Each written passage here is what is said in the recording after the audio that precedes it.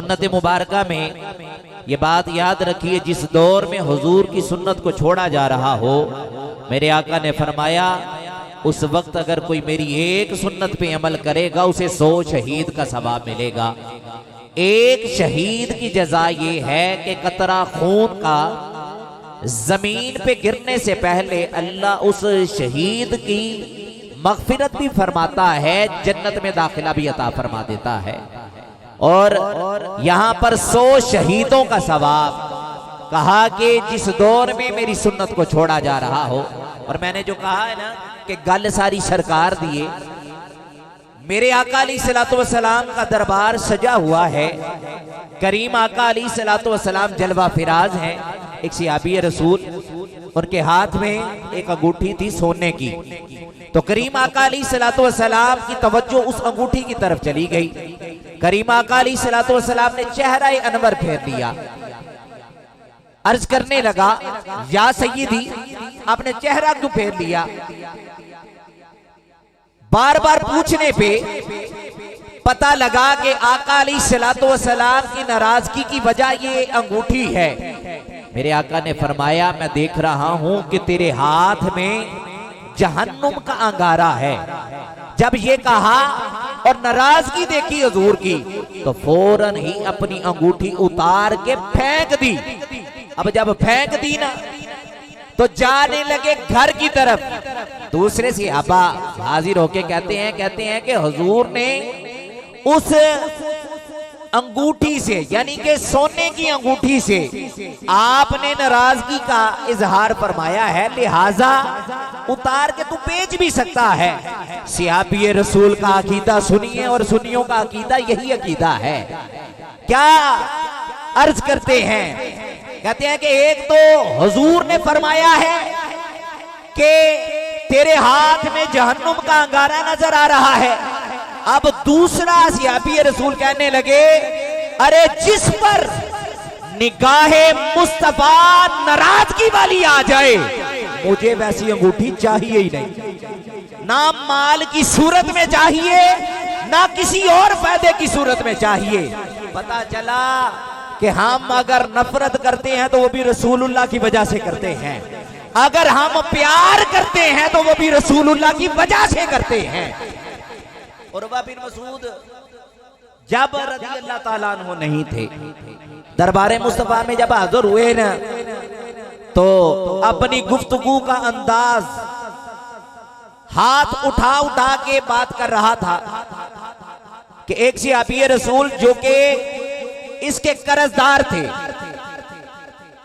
जब ऐसे हाथ उठाया ना, और बाद ने कहा कि हजरत सिद्दीक़ अकबर थे, आप रज़ियल्लाहु ताला अन्हु ने जब देखा हजरत सिद्दीक़ अकबर ने कि ये हाथ उठाता है, हुजूर की दाढ़ी मुबारक तक लेके जाता है, सहाबी रसूल ने हाथ मारा उसके हाथ पे, कहा अब अगर हाथ रसूलुल्लाह की दाढ़ी की तरफ किया खुदा की कसम तेरा हाथ काट के रख दूंगा। जब ये शिद्दत देखी ना, कहा ये कौन है, बताया गया कि ये अबू बकर सिद्दीक़ है। कहा वो सिलसिला लेने देने वाला, सारी बात। कहा मैंने तो समझा था तो तू बड़ा अमीर आदमी है, बड़ा तेरा सिलसिला है, अरे तू ऐसी बात करता है। कहा सारे काम बाद में, सबसे पहले इज्जत रसूलुल्लाह है।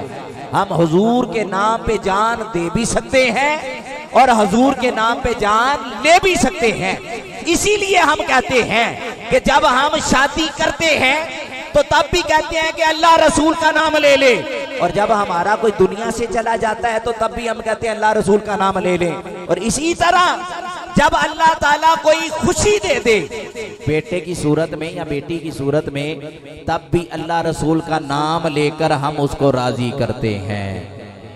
सबसे पहले अकीका ये अक्कुन से निकला है, इसका मतलब ही है काटना, अलग करना। ये अक्कुन से अकीका है। हजूर अलैहिस्सलातु वस्सलाम यानी कि खुशी के माहौल में जानवर का ज़बह करना, जानवर का काटना, इसे अकीका कहते हैं। याद रखिए मेरे आका अलैहिस्सलातु वस्सलाम ने सबसे पहले अकीका हजरत इमाम हसन मुज्तबा रज़ियल्लाहु ताला अन्हु का किया।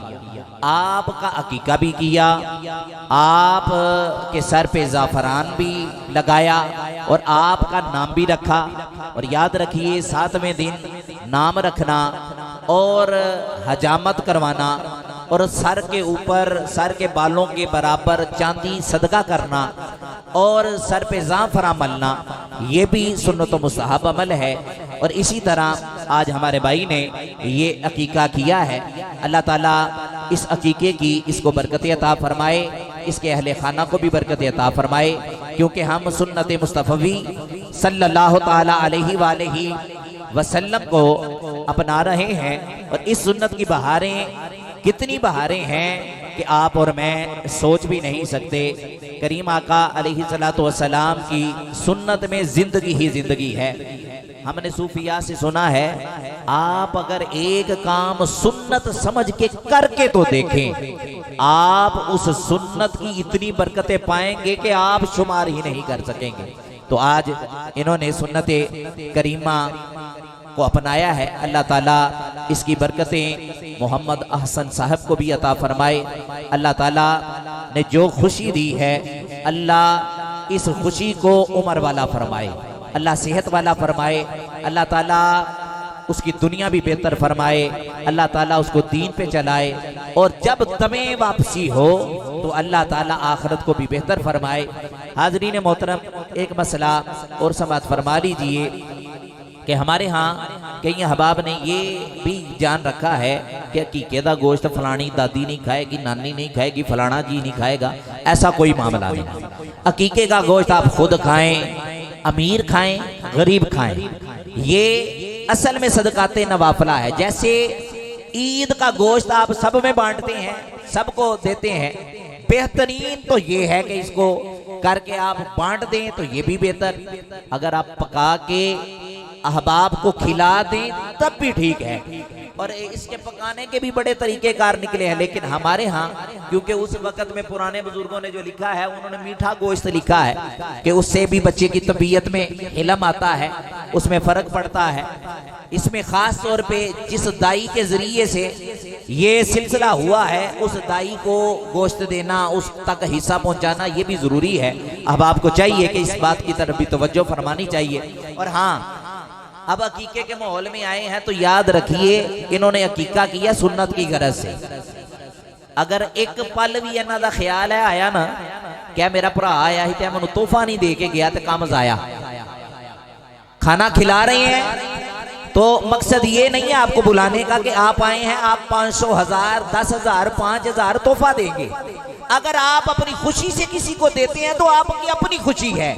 लेकिन अगर जिसने ये प्रोग्राम किया उसने इस बात में ये नियत शामिल कर ली कि फलां आएगा तो कुछ ना कुछ तो दे के जाएगा, तो याद रखो एदे विच नीयत बातल हो गई।